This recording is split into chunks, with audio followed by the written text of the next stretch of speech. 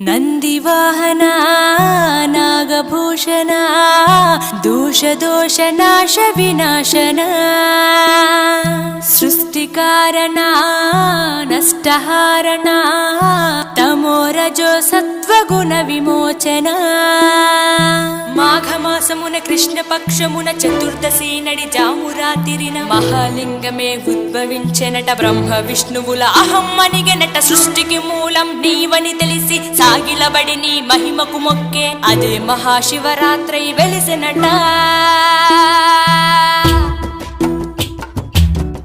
అరే ఓ జంగమా విభూది లింగమా పక్కన పార్వతమ్మ